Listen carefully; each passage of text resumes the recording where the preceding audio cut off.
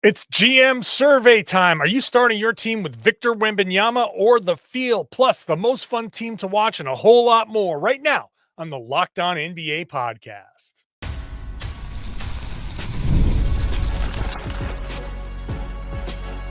You are Locked On NBA, your daily NBA podcast. Part of the Locked On Podcast Network, your team every day. Hey there, welcome back to the Locked On NBA podcast. So happy to have you here, making us your first listen every day, 5 days a week, 7 days a week soon, and just a great way to keep you up to date on the whole league on Wednesdays. For now, I think. I'm John Karalis, host of the Locked On Celtics podcast. Find me on Twitter at John_Karalis. And I'm Jake Madison, host of the Locked On Pelicans podcast, on Twitter at NolanJake. I love this, by the way. Thank you, NBA GMs, for making our life. This is like a holiday for us. It really is. And of course, it happens on a Tuesday. This is great. The GM survey is out, the annual GM survey. Tons and tons of questions on NBA.com. We'll get to a few of them later on. The most fun team to watch. We'll get to conference rankings and whatever surprises there are there. But we're going to start with just the best players around, and we're going to start by saying today's show is brought to you by FanDuel, where you can start this season with a big return. Place a first $5 bet, and you'll get started with $200 in bonus bets guaranteed. Visit FanDuel.com to get started.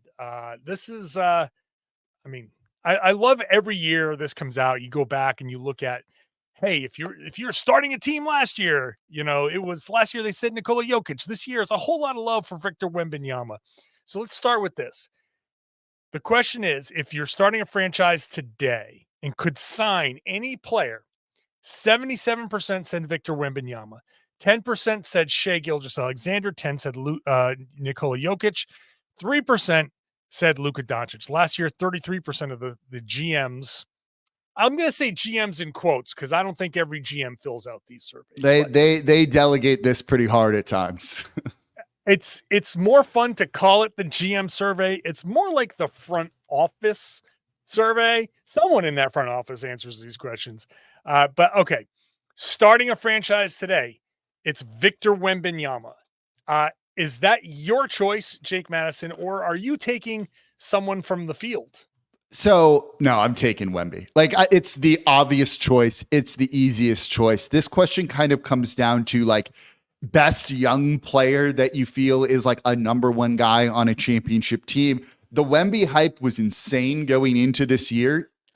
He lived up to it. He really seemed like he lived up to it from me. The dude is just an incredible player on the court like we've never seen before. When you have a big man that gives you all that he does and shoots threes, it feels like it's pretty easy to build a team around him. I'm taking him. The wild thing with this one is when you look at the ages of some of these guys, right? Luka is 25. I think Shai is 26 or 24. And then Wemby's 20. Okay, so Wemby is he's 20. What else are you going to do? You're going to take that guy, right? There's no reason not to take him. I'm actually a little bit shocked that Jokic is on there, given that he's older than the other guys, but that just speaks to how good he is. But to me, this one's not a question. It's Wembanyama. Let me throw this at you because, okay, yes, it's Wembanyama. It is Wembanyama. It is Wembanyama because it's a unique situation where he's on his rookie contract. So I'm assuming you're getting him for the same rookie contract and the same ability to even if you weren't, I would still, if you're paying him $50 million a year, I would still do it. Okay. Well, okay, fine. But regardless, I'm still going to say that's still a consideration. And we'll get into part of why in the rules changes part. Jokic might be my choice in the non-Wembanyama sweepstakes, just because, okay, he's 29. He's not living off of his athleticism or anything. So I don't care that he's going to be 32, 33, 34. You're signing him to one contract. You've got, I'm assuming because of the rules, and I'm playing this as an actual GM. Yeah, no, I get it. The apron rules matter to me. So I know that the window, again, Wembanyama does not apply here because of his rookie contract, because he's under your team control. It's just a different situation because of the contracts. I just think Jokic is the best player in the league right now, and that to me is more important. I think I would go with Jokic. I would sign him today, even at 29. I would build a team around him, have that big, quick flash, 5-year flash of, okay, now we're good. And then at the end of the 5 years, you hope you've won a championship before you have to get back into the cycle and start to rebuild again. So I agree with you on part of that, right? Like if you're trying to win a title in the next 3 years, you take Jokic, and it's not even a question to me on that part of it. If you're looking at a 10-year run, you take Wemby. If you're somewhere in the middle, or depending on how you feel about Shai or Luka, that's who you take. But if it's like, I got to get a ring, and the chance at guaranteeing a ring is probably best with Jokic out of all of these guys, just because he's done it and he's proven it. So I don't think there's no wrong answers here when it comes to all of this. I'm kind of looking at this, say they all had the same exact contract. Like what would this end up looking like? And I still would go with Wemby. He's also probably the best defensively out of all of them. And I think that's important to look at too. And I think it's easier to build a team around that. Let me ask you a question though here. Say we're going like pickup rules, right? And you're drafting guys just out there on the court after school or something. Usually it's you get the first pick and then the next person gets 2 and 3. Say this is like the pool of players. Do you want the first overall pick or do you want the second and third pick? Oh, I'll take second and third pick. Yeah. Seems like with this group, that's the move. But well, yeah, because I don't care who you take first. Like if you went Wembanyama, I would just take Jokic and probably Jokic and Doncic would be my next two. That would be so much fun. Yeah, right? Like all that so passing, much fun. All that passing, like, and it's not a knock on SGA. Like SGA is a very popular choice. In fact, when you get to the question of who's going to win the MVP, SGA gets 40% of the vote, Luka gets 30, Embiid, Jokic, and Tatum all get 7% of the vote. So there's a lot of love for SGA, and of course there should be. He's also good defensively, and that matters in some of this, right? I'd rank him Wemby than him, but it's a different position, and he can lock guys down at times, or at least tries on that end. So when you look at a two-way guy, like he's in the consideration here. If you went Luka and Shai as your backcourt, or Luka and Jokic, or whatever it is, like you have the makings of a real good team, and you're likely going to win a title in the next couple of years with that. Yeah, I think that's certainly, yes, absolutely. The Wembanyama stuff, it's he's kind of breaking the system. And I am curious to see how it works out, because everything points in the direction of like, this is the next generational player. This is the next, if you want to say, LeBron, not in that style, obviously, but he's the next guy that's just going to be good forever and probably will win 4 or 5 championships somewhere along the way. I cannot help but be scared still of a guy that plays like him with the potential for injury. I am still like curious to see how it looks. Is he going to get caught up in playing a style that maybe does not maximize this? Is he going to get too caught up in shooting and not be a good shooter? There are like little bits of like, skepticism, but I also admit that might be picking nits. That like just might be I'm looking for things to be afraid of, and don't overthink it. Wembanyama, like, again, let me be clear. Wembanyama's the obvious first choice. I'm not arguing that he shouldn't be the first choice. I'm just curious about like the trajectory, the potential, and I don't know. Look, injury concerns are going to be real for anybody. And when you look at him and you're like, that kind of worries me a little bit. He's thin, right? Like that's what it looks like. It's a concern. I don't know. Like, I think there's an argument to be made for just taking him one and letting the other person get the second and third pick and being like, cool, enjoy your one title sooner than me. And I'm going to enjoy my 4 or 5. Let me ask you this question before we get to the next segment. He's 20 years old. How old will he be when he wins his first MVP?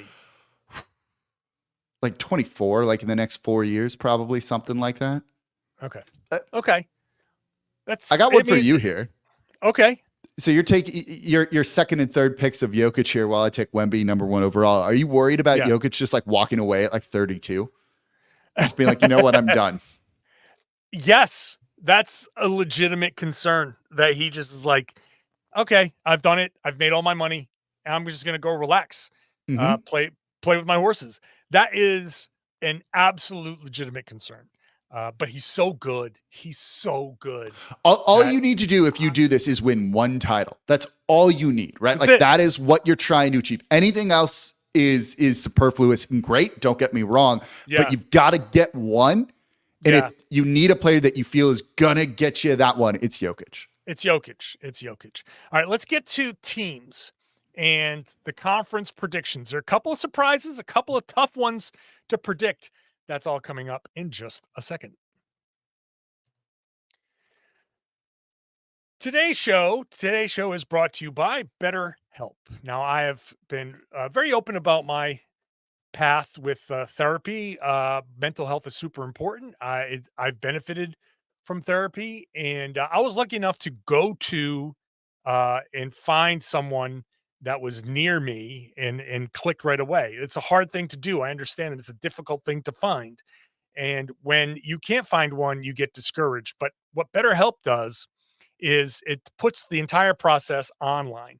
Convenient, flexible, it's suited to your schedule. All you do is fill out a brief questionnaire. You get matched with a licensed therapist. You can switch at any time. This is so key. You can switch at any time for no additional charge. So if you're thinking about starting therapy, give BetterHelp a try.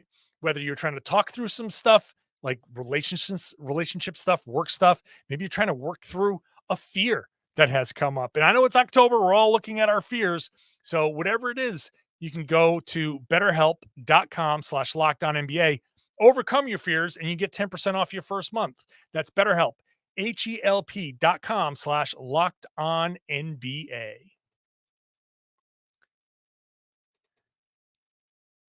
All right. Thanks for making Locked On NBA your first listen every day. Make sure you're subscribed.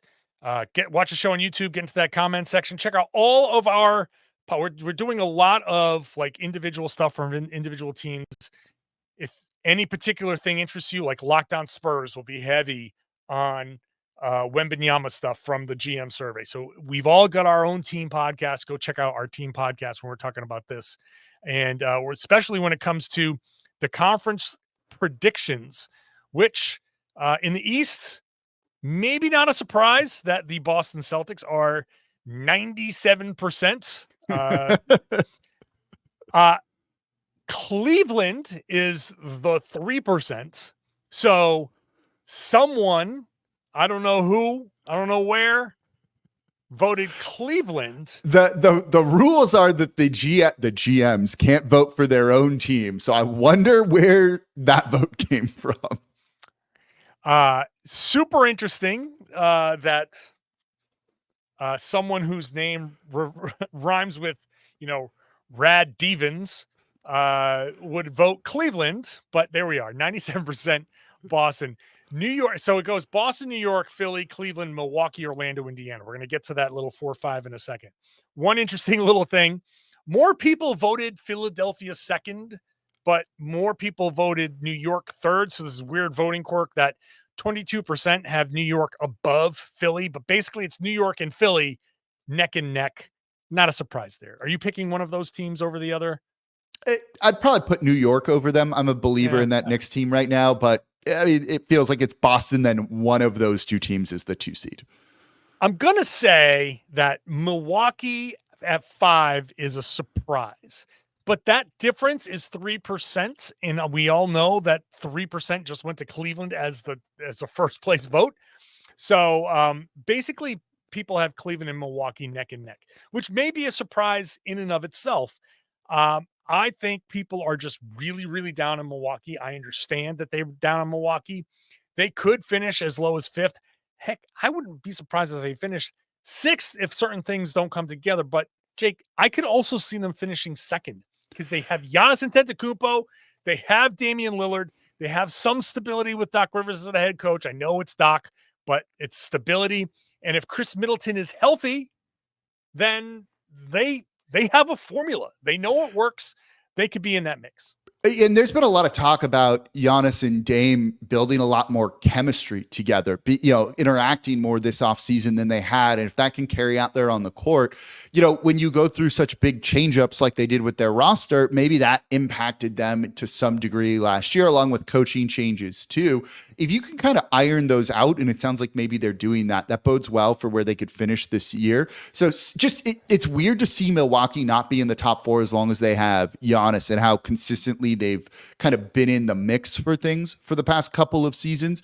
But man, last year was weird. And do you really trust Middleton to be healthy all year long and kind of be such a key player for him? And the answer to me is kind of no when it comes to that sort of thing. Bradley Beal was just out there talking on a podcast I saw, I don't have the source or whatever it was, saying like Milwaukee was looking at trading for him and sending out Middleton to bring him in before they went with like the Lillard trade and things like that. So I don't know. Like if they were looking at moving on from him when he's been so key for them, when he's been healthy, like that does kind of worry me a little bit about what they think he could do for him this year. But it's just weird not seeing them in the top 4. It is. And it does raise questions about the future of this team as currently constituted. It's if Milwaukee is starting to fade from prominence, how much longer can they keep that together before they decide, okay, we're going to start over. We're going to quickly rebuild, and you kind of go all in on a rebuild. I don't know. I don't want to be the starting the trade Giannis conversation, but at some point, everybody has to have the trade your star conversation. At some point, you're going to do the Zion Williamson, and I'm going to do the Jason Tatum. I've already done it for multiple years in a row. For various other reasons. Yeah, but, man, we've been there in these streets. Yeah. I'm going to do the trade Jason Tatum thing eventually. So it's going to happen. So who knows? But yeah. Okay. So that's the East. In the West, 80% say Oklahoma City at first, then Denver, Dallas, Phoenix get first place love, but it's Minnesota who gets most of the love for second place. 21% of the vote there. 17% overall say Denver will be in third. 15% Dallas in fourth. Phoenix is fifth. Memphis is sixth. New Orleans is seventh. Golden State is eighth. What stands out for you here, Jake? No Sacramento Kings in here at all. I think these rankings are fine. This is about right. I don't think Dallas is going to be the 1 or the 2 seed. I think 4 or 3 is about right for them, closer to 4. They had a magical run after the trade deadline. Can they recapture all of that? I'm not sure. It's shocking that the Kings, who have been good the past couple of years, they were the 3 seed 2 years ago, didn't make the playoffs after losing to New Orleans in the play-in tournament. By the way, they were 0-6 against New Orleans last season. When you count the play-in tournament game, they had 5 regular season games against each other. Seeing them just not get anything like that is actually kind of shocking to me, because they had one of the bigger acquisitions, I thought, this offseason of DeMar DeRozan. And one of the issues they had last year was like they couldn't win close games. They sucked in crunch time. DeRozan is one of the more clutch players in the league, I think. So that seemingly addresses a major issue for them, but GMs or people around the league don't seem to think so. So not seeing them in there is a little bit shocking.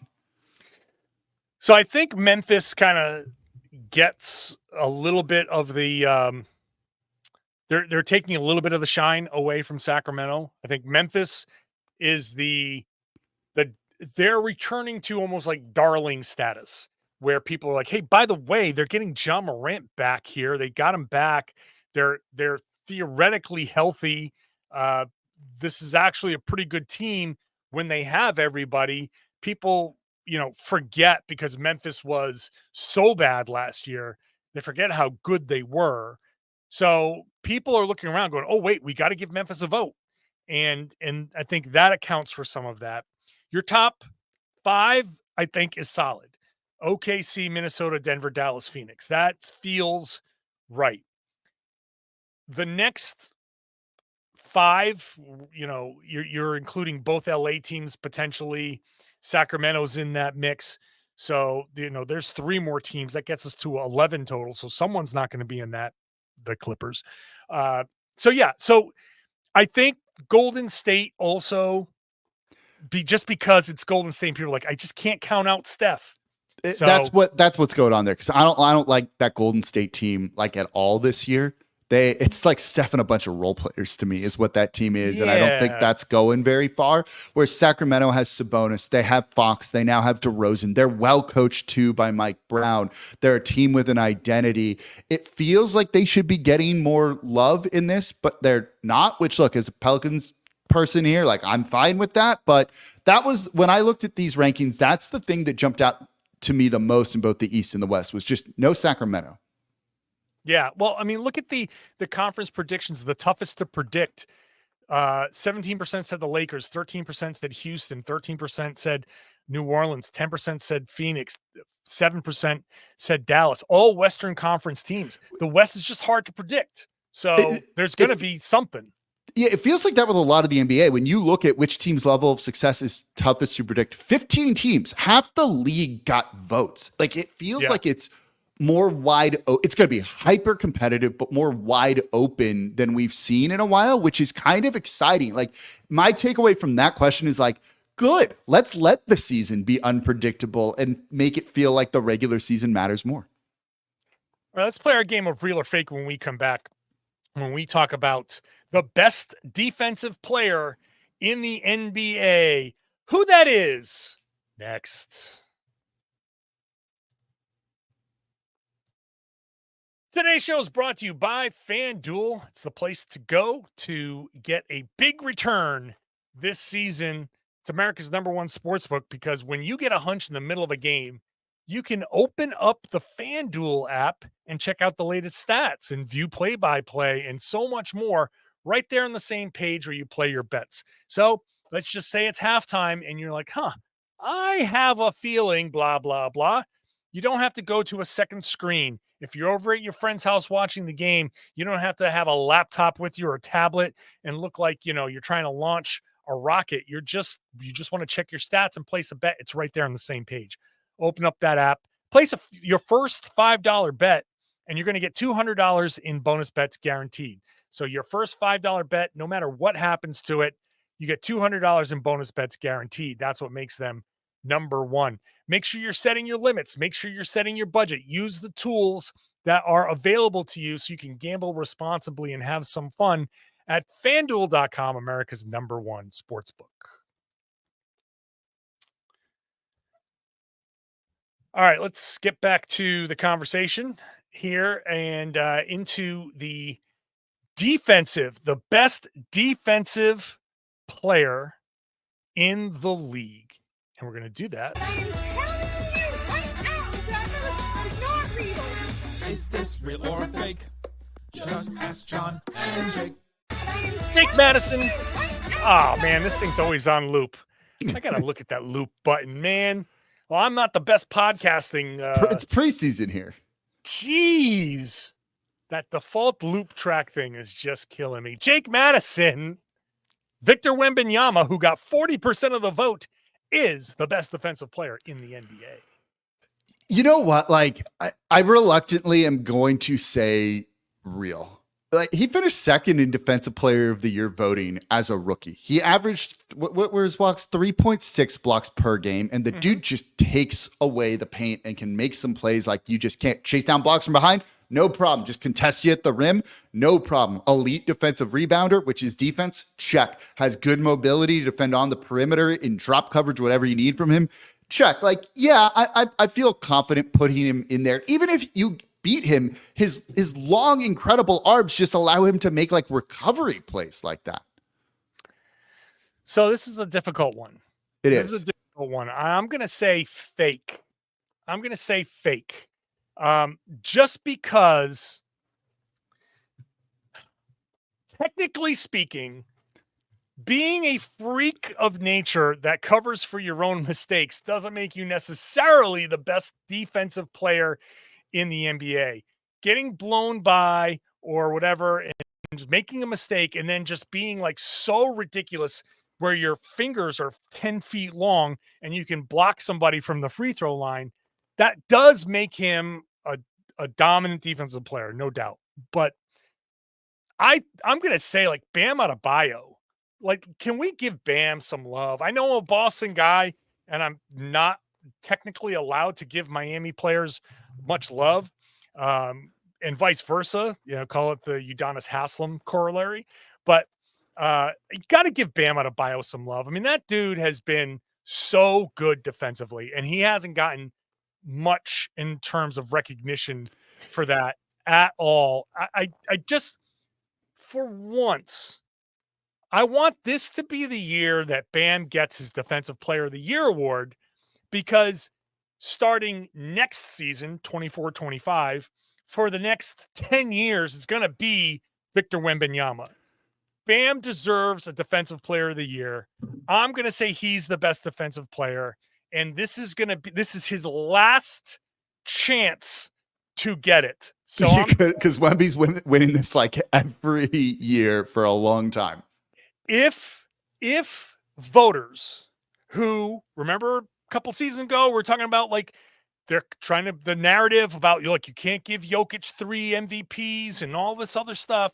Voters always have this like, oh, we forgot to give, this guy an MVP, so we're just going to give it to him now because he should have won it before, all that stuff. I'm telling you now, I'm calling on voters, anybody who might be hearing this, you have one last chance to give Bam Adebayo a Defensive Player of the Year award. Do it now, and then you can give Wembanyama all the other ones that he's going to deserve. All right, I'm going to throw something different at you here. It goes to the next question on here. Best perimeter defender in the NBA. So Defensive Player of the Year and usually best defender is kind of dominated by centers. It's rim protection, like we get it. It's, it's not all that often that you see a perimeter focused player get that sort of award. They list Drew Holiday here, and as former team here in New Orleans, love Drew Holiday. You know him firsthand. Is that who you'd go with for best perimeter player in the NBA? Yes. Over Herbert Keyshawn Jones here in New Orleans. I will say this, in Defensive Player of the Year voting, Herb finished 5th last year, was the first non-center to be listed there. I am going to, we're going to retreat to our party lines. Yeah. After everything I just said, we're going to get in here. After everything I just said about Bam Adebayo, I am not going to go against the green. But no, actually, this is a case of I've seen firsthand what Holiday can do. I've seen his ability. If I'm going to say, if it's not Drew Holiday, I actually might go Derek White, who did not get a mention here. And if there's he got it on perimeter defender. Perimeter defender. Yeah. Okay. I might go Derek White with, if I'm picking one over the other, because he's younger, and a little bit more spry and a little bit more prone to getting those chase down blocks. But Holiday navigating screens, I've never seen anybody navigate screens. I've never seen anybody just stay in front of a guy on the perimeter quite like he can, even with these rules where you can't touch.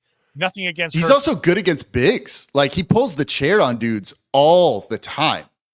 Joe Mazzulla has him covering bigs all the time. When the Celtics play New York on opening night in 2 weeks, they are going to play Drew Holiday on Karl Anthony Towns. That is going to be the opening defensive assignment. One of my favorite things is all these big men thinking they can post Drew Holiday up when he gets switched onto them, and watch them try back him down. It's nope, it's not going to go how you think it is, buddy. No, it is not going to go the way you think it is. Okay, so you say Herb Jones. Okay, quick rapid fire here. What rule most needs to change? Number 1 here, roster construction, the apron rules. 20% of the league said apron rules need to change.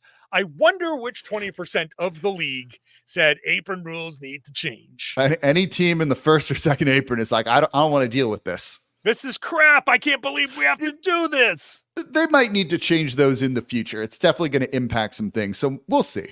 TBD there, but they might be right. I'm going to say that never changes. I'm going to say that, and I was a year ago, wholly on board, and I don't like it, but the way I see things going, the teams are going to stay first apron. Second apron is going to be barely ever. It's going to be OKC type of team where you've got a bunch of your own players. You go, okay, we're going to do it once or twice, depending on their tax situation, before they get into the repeater. And then that's it. which is what the league wants. They want a de facto hard cap, and this is how they do it. It's going to keep everybody, because of the salary floor rules, it's going to keep everybody within an acceptable range. It's going to churn. So there's always going to be new contenders every few years. This is exactly what the league wants. So I like that. If anything, I'm going to say, well, I like the fewer games, number 2 on this list. Fewer games, fewer back-to-backs. That's fine with me. Okay. Coaching. Oh, most fun team to watch. I love this one. Indiana Pacers. They got it completely correct. That game between the Pacers and the Hawks in the in-season tournament, on like the final in-season tournament, like before you got to the knockout stages, was so much fun. Give me all breaks, no gas. I love guard play like Tyrese Halliburton. They got this one 100% correct with the Pacers. Yeah, it is the Pacers. Joe Mazzulla on my podcast said, like, the Celtics swept the Pacers. That could have been a 7-game series. Joe Mazzulla said it could have been a 7-game series. It should have been a 7-game series if the Pacers were ready for these moments. But what makes them so fun is they're so unpredictable. You cannot defend the Indiana Pacers. You don't know what the hell they're doing. It's like, it's so free-flowing. It's just complete chaos, which they thrive in. But fourth quarters, which they sucked in, demand structure and execution, and the chaos sometimes comes together in fourth quarters, but more likely than not, that's where it fails them, and other teams that are more organized come together. That's why Boston came back in a lot of fourth quarters. That's the one thing that's missing from the Pacers, and that's the one thing that can make the Pacers really, really, really good instead of middle of the pack good. But yeah, they're more fun. They've taken the mantle from the Golden State Warriors. The Nuggets can be fun to watch. The Thunder obviously can be. They were number 2. They were in there. The Celtics, I think the Celtics can be fun to watch when everything is clicking. But so those all got votes. Pacers there are number 1. I mentioned the coaching thing. I just got to say this. Before we go. Get out of your system. Such a weird little thing. So Spoelstra gets the number 1. That's fine, right? Mark Daigneault gets second. Steve Kerr third in best head coach in the NBA. Fine. No issues with this. But then you get to the best manager or motivator of people. Joe Mazzulla is third in that. You get to the best offense. Joe Mazzulla is second, running the best offense. When it gets to the best defense, Joe Mazzulla is fourth. So Mazzulla is seen as a good motivator who runs a good defense and a good offense. And yet he's not in the conversation for best coach in the NBA. Is that mathing for you? Yeah. So yes and no. Like, he should be in there. He's very good. He should be in there. This is also just against the expectations of the team from the previous year. No one saw OKC being as good as they were. Yes. So they get put in there, right? When you look at the Celtics and it was like, oh yeah, they should be the 1 or 2 seed. The coach isn't going to get as much credit because there's so much talent there. And like, their big offseason acquisitions were Porzingis and Holiday. It was like, yeah, they're going to be good. So the coach doesn't matter as much, even if he's a good coach. That's all that is. I just did your show for you. Thank you. I'm just going to run that segment for a loop for 30 minutes. All right. Thanks, everybody. That's the show. I appreciate this. We're going to wrap this up. I'm going to go watch the Connecticut Sun hopefully beat the Minnesota Lynx and go to the WNBA finals. So that's going to be exciting. But for now, I want to thank you all for watching, for listening, for subscribing, all of that. On Wednesdays, we're here. I'm John Karalis, host of the Locked On Celtics podcast. Find me on Twitter at John_Karalis. And I'm Jake Madison, host of Locked On Pelicans on Twitter at NolaJake.